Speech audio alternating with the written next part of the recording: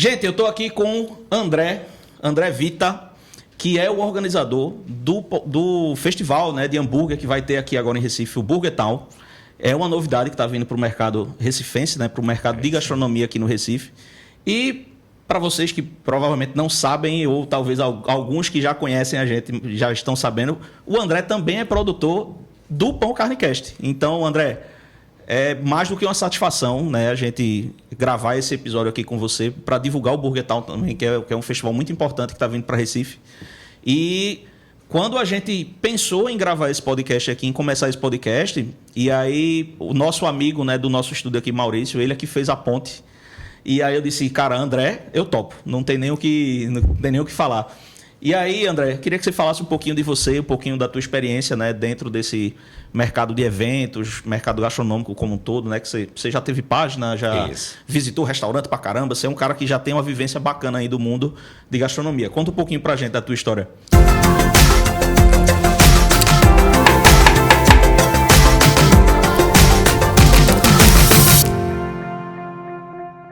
Cara, é interessante você falar porque a minha história com gastronomia começou quando eu quis montar um negócio de gastronomia. Na época, em 2014, finalzinho de 2014, eu e minha esposa, a gente queria montar um food truck, né? Os food trucks estavam bombando aqui, todo mundo queria ter um food truck e a gente pensou, vamos aproveitar essa onda e vamos montar um food truck. Ela já tinha tido uma cafeteria também, uma cafeteria de cafés especiais, e já tinha algum conhecimento nessa área. A gente disse, vamos começar, mas vamos começar do jeito certinho. Eu fui para a feira do automóvel lá em São Paulo, conheci o Rolando Massinha, que era um dos principais expoentes, né, de food truck na época, e tive uma conversa com ele. E aí, no meio da conversa, ele falou assim, disse, André, você não é de tecnologia, você não gosta dessa área de tecnologia, trabalha com isso, por que você não monta um guia de food trucks antes de montar o food truck? Assim, com o guia, você já vai conhecendo, vai entendendo o mercado, vai conversar com outras pessoas, né, outros empresários, vai ver os benefícios, vai ver as dificuldades, né, do segmento, e aí você toma a tua decisão de montar ou não um negócio. Eu lembro que na época a gente queria montar muito um food truck de esfirras. Por alguma razão, esfirra para mim era o negócio, era o xodó sabe? da época. Né? E eu achava que assim, tinha um custo bacana, é uma comida prática, é um negócio rápida que você também consegue vender fácil num food truck. E aí eu montei o guia. Ele chamava Na Rua Tem, né? O objetivo era justamente falar de comida de rua. Então ele ia servir como uma espécie de localizador de food trucks. E aí a coisa foi mudando, foi escalonando tudo muito rápido. A gente lançou o guia em janeiro de 2015, ele nem tinha Instagram, ele só tinha página de Facebook e o site. A minha esposa foi que disse, só monta o Instagram, rapaz, tá todo mundo no Instagram, monta o Instagram. Eu disse, tá certo, vou montar. A gente criou um Instagram depois.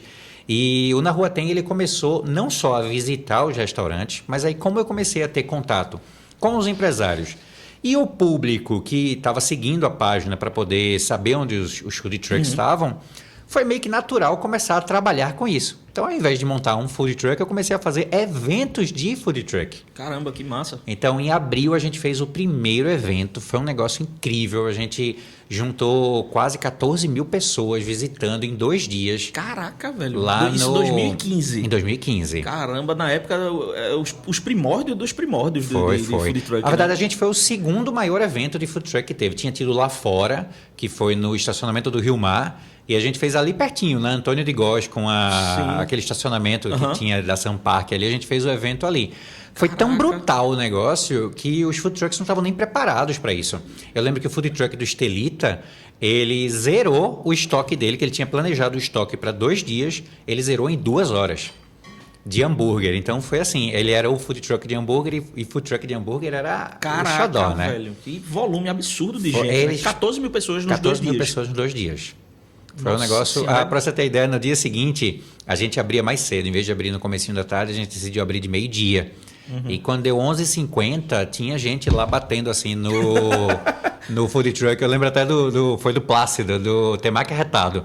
Batendo assim na porta. Eu disse, Vai abrir de Vai que abrir horas? de que horas? Isso só de rachar e o cara querendo comer um temaki, tá ligado? Caramba, nessa época Foi- tinha essa cultura forte, né, de food truck Muito, aqui, né? muito. E é uma pena porque, assim, eu acho comida de food truck muito bacana, a proposta, né? E aí, depois de um tempo, isso meio que deu uma esfriada, né? Por volta ali de 2019, 2018. O que foi dando aconteceu? A gente teve um problema de legislação, né? O food truck ele ficou ali no limbo, ele nem era proibido e nem era permitido.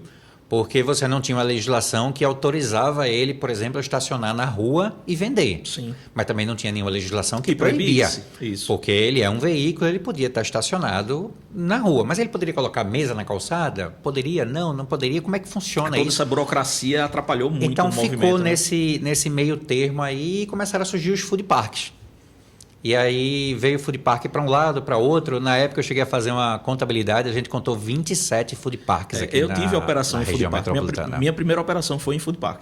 Foi? Foi em Qual food era o food park? Era o autêntico food park. Eu Ficava na lembro. Bernardo Vieira de Na Mello. Bernardo Vieira, isso. Na frente ali da Igreja Anglicana. Eu acho que foi o primeiro de Piedade, né? Foi que o primeiro de Piedade. Que depois abriram mais dois. Mais dois. Um quase do lado do outro. Isso, exato. Ali pro lado de Candeias. Pro lado de Piedade Candeias, também. é. Isso, exato. Então eu comecei com food park, em food park. A gente Minha teve primeira um operação. food park também, que era a Truck House Madalena. Aí, quando a gente lançou a Truck House, aí sim eu montei uma operação gastronômica que era Zircos Churros.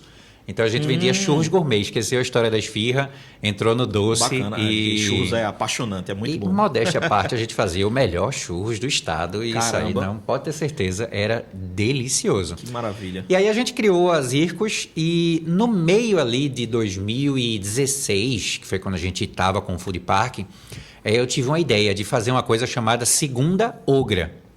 A Segunda Ogra era, a segunda-feira a gente não abria normalmente, mas aí na segunda-feira do mês a gente abria as operações e não vendia o que a gente vendia naturalmente. A gente vendia pratos brutos, grandes, Gigantes. exagerados, para poder chamar a atenção do público. Eu lembro até hoje que a gente foi no Sebrae conversar com o pessoal de lá de gastronomia sobre isso, e a menina falou, disse, André, isso não vai dar certo não. Porque segunda-feira, cara, todo mundo tá querendo fazer dieta, tá querendo aliviar do final de semana, é. e você vai entrar com pratos gigantes e tal. Eu disse, olha, o food park tá pago, a gente paga o aluguel dele já. Tá parado, tá um tempo ocioso ali. Vai ser um dia mais, um dia menos que a gente vai abrir. Eu acho que vale a pena o teste. E a gente fez o teste e foi um sucesso Caramba. estrondoso. E é daí que veio a ideia do Festival Ogro? Quando o food park fechou, um amigo meu ligou para mim e falou, disse, André, pô, esse meu amigo ele vendia o chopp era de 1 litro, uma caneca de 1 litro de chopp. Ele ligou para mim e falou, André, por que tu não transforma a Segunda Ogra num festival ogro? Pai, quando ele falou isso, no dia seguinte já tinha tudo pronto, Eduardo. Já tinha proposta, já tinha logomarca, já tinha Caraca, como é que ia ser, quem eu ia convidar. E aí foi pauleira. Em 2017 a gente lançou o primeiro festival. Foi um sucesso, né, de público, né, de audiência. Os empresários gostaram. Né? A gente teve 20 participantes e vendeu mais ou menos uns 2.000 pratos. Então, o que para a época era muito bom. Né? Em números de hoje, isso é até modesto, porque o Festival Ogro do ano passado, a gente teve 43 endereços participando e a gente vendeu quase 6.000 pratos. Caramba. Só de movimentação financeira foi mais de 800 mil reais movimentados em um mês. Então, isso demonstra que o festival teve um sucesso, E né, teve uma aderência muito grande. também do público, né? Sim. Teve uma aderência do público. Não só o público gostou, né? O público, as pessoas que iam visitar as casas e conhecer, gostaram do festival, como os empresários, a imprensa, os blogueiros, todo mundo acabou gostando muito do festival em si, porque Sim. é divertido você ter uma operação diferente, um negócio que E essa pegada da comida muda, Ogra, né? Essa pegada tipo... Porque tem gente que, óbvio, que vai e come sozinho.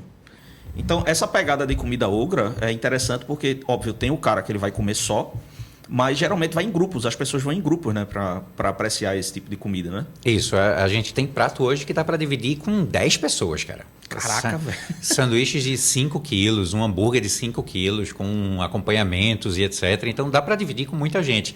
E aí tem esse motivo, né? Essa chama de você ir com a família, de ir com os amigos e tal. E o Ogro acabou virando esse sucesso. A gente agora vai para o oitavo ano. Oitava edição, edição dele. Então a gente está bem feliz. Ele só parou realmente por causa da pandemia. Foi bacana. Eu tive a honra de participar da abertura, né, para os restaurantes, os empresários participantes. A gente fez lá no Lab da Quanto, né, que o pessoal cedeu espaço lá para a gente fazer e foi muito bacana, né? A gente conseguiu... E a gente vê assim que tem de todo tipo de comida. Não é só hambúrguer, não é só... Então tem hambúrguer, tem... sorvete, sushi. Tem tudo, né? O Festival Ogro ele tem essa vantagem de ser multitemático, né? E aí ele agrada muita gente por causa disso, né? Porque você consegue agradar o irmão, a tia, o avô, todo mundo consegue escolher um prato dentro do guia do festival que vai gostar. O legal é que, tipo, o festival ele atrai o cliente pelo prato ogro, mas isso também agrega o ticket médio dos restaurantes participantes. Ou seja, o cliente muitas vezes não vai consumir só o ogro.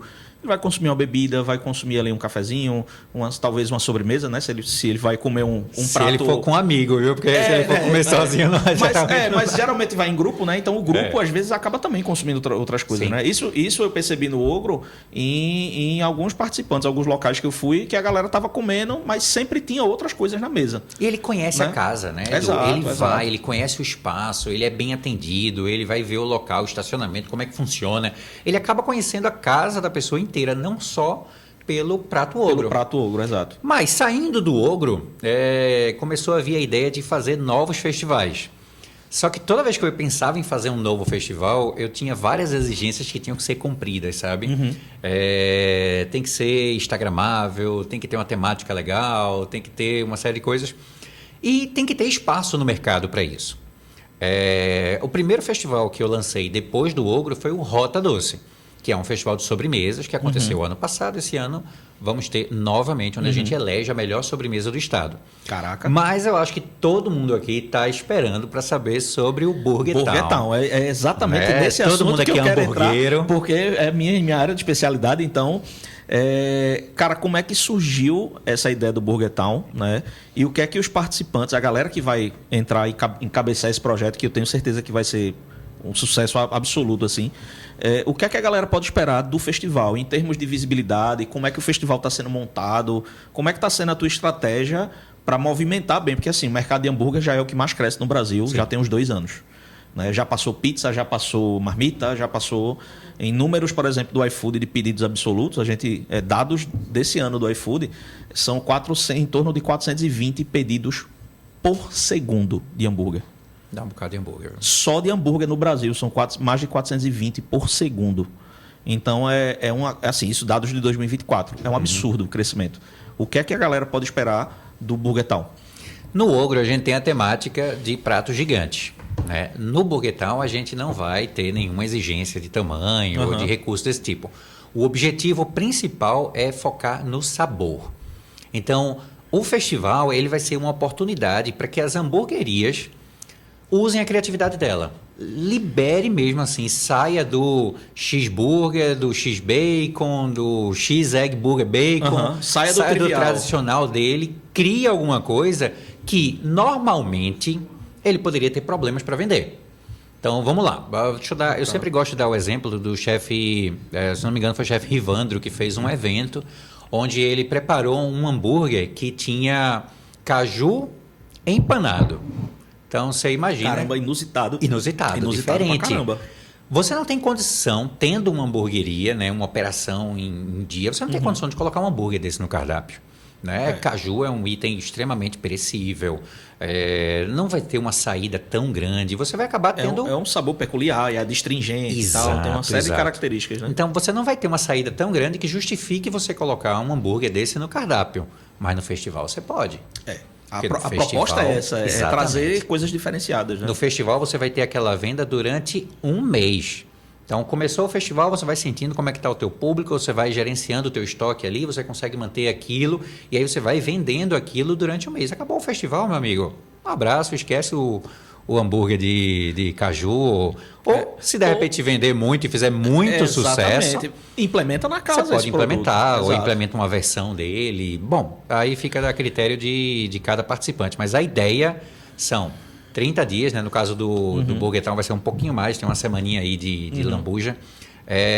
São os dias que você tem do festival para ir na casa, comer e provar aquele sanduíche. Show de bola. Em relação ao apoio aos participantes, o que é que tu tá propondo? Tu já tem marcas que estão entrando com parceria? Como é que tá esse vamos dizer assim, esse meio de campo para a gente chegar nos finalmente agora do festival, que já vai começar em breve? Isso. Como é que tá essa... Cara, graças a Deus, assim, a gente está criando um nome no mercado muito bacana, então as portas começam a se abrir com um pouco mais de facilidade.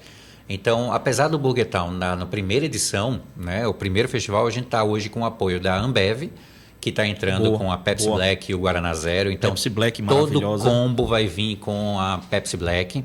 A Batata Bem Brasil, que está entrando com a batata do combo. Então, Sim. todo hambúrguer que você for comer no festival, ele vai vir com refrigerante, Pepsi Black ou Guaraná Zero, você escolhe. E vai vir com a batatinha da Bem Brasil, que olha, é muito, Fenomenal. muito boa. Fenomenal. Muito boa. Eu não conheço uma casa hoje que trabalhe com Bem Brasil que se arrependa ou que diga que... Não tem como. Os caras são 100% nacionais, plantação Isso. aqui, tudo local, é muito bacana. É. E o pão, né, que a gente tá com o nosso parceiro aqui. É quanto, né? Tem Quanto. que ser. É o pão oficial das hamburguerias. Não tem pra onde correr, né? Se o cara não era quanto, agora ele vai ser Exato. participando do festival, porque E não aí, dá. nessa primeira edição do Burger Talk, já tem a previsão de quantos participantes a gente já vai ter? Olha, a gente já está com 30 inscritos, 30 CNPJs inscritos, mas no total são 42 endereços. Então ele já está quase empatando com o ogro do ano passado, que foi o maior ogro da história. 42 o Burger Town endereços. está nascendo com essa responsabilidade. A régua está subindo. A régua vai subindo, exatamente. A régua vai subindo e a gente está aí com a missão de fazer esse o maior festival e um dos melhores festivais de hambúrguer do estado. Com certeza, o hambúrguer tem uma cultura muito forte, né? As pessoas, a galera que gosta muito de hambúrguer, eles chegam junto, eles apreciam, eles vão e fazem levantam essa bandeira, né? Tu identificou alguma dificuldade em algumas casas que tu abordou? Algumas casas tiveram algum tipo de, vamos dizer assim, de receio em participar? Como é que tá a tua abordagem em relação às casas? Tá. Até para a galera entender, para quem quiser participar, não sei se ainda vai dar tempo de escrever para esse, mas quem quiser participar nos próximos eventos, como é que funciona essa tua abordagem com as casas? Tem um critério para você selecionar? Como é que funciona? Vamos lá, toda casa ela é convidada a participar. Então eu tenho no Burger Town, eu tenho o meu sócio, o Éden, que é o arroba... Éden, sou hamburgueiro. Sou hamburgueiro. Abraço, meu amigo. Eu gosto demais daquele cara de graça. Éden é uma pessoa fantástica. E hoje, particularmente, a maioria das visitas, quem está fazendo é ele. Então, ele já conhece boa parte das casas aqui. E quando a gente não conhece, é porque alguém indicou aquela casa para fazer parte. Show. É óbvio, se você estiver assistindo aí, tiver uma hamburgueria, quiser participar, manda uma mensagem para a gente. A gente faz toda a nossa avaliação da casa. Existem algumas exigências que são... Você tem que ser empresa, né? Obviamente, tem que ter um CNPJ e tem que ter salão. Você não pode ser só delivery. Não rola para a galera que tem só delivery. Quem tem só delivery hoje, a gente não pode. Porque a ideia é a experiência do presencial, né? Do atendimento, a experiência local. E a gente quer evitar a frustração, Edu. Às vezes o cara sai do interior do estado, às vezes ele vem de outro estado para conhecer aquele prato, e aí ele chega aqui e descobre que é só delivery. Que ele não tem aonde ir, aonde comer o prato. Isso gera uma frustração no cliente. Então a gente tem que se preocupar com isso também. Gera esse desgaste. Mas eu vou te falar uma coisa. A dificuldade maior que a gente está tendo hoje é só quando o empresário ou o chefe não consegue pensar na receita do prato. Tu acredita nisso? Caraca. O problema maior tem sido isso, porque o pessoal já vê que vai ser um bom projeto, já tem toda a credibilidade. Bem estruturado, bem montado. Do Ogro, né, dos outros festivais. Então, essa parte está sendo bem tranquilo.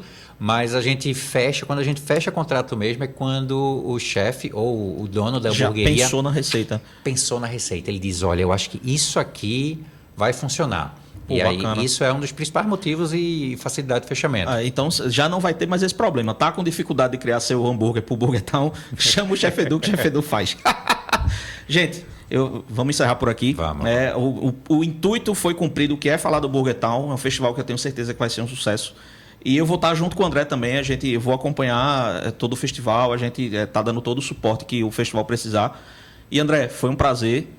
André está sempre aqui no estúdio, não tem nem como a gente tá inventando muita coisa, mas foi massa e tenho certeza que o Burger Town vai ser um sucesso. Vamos para cima. Vamos embora. Tamo junto. Valeu.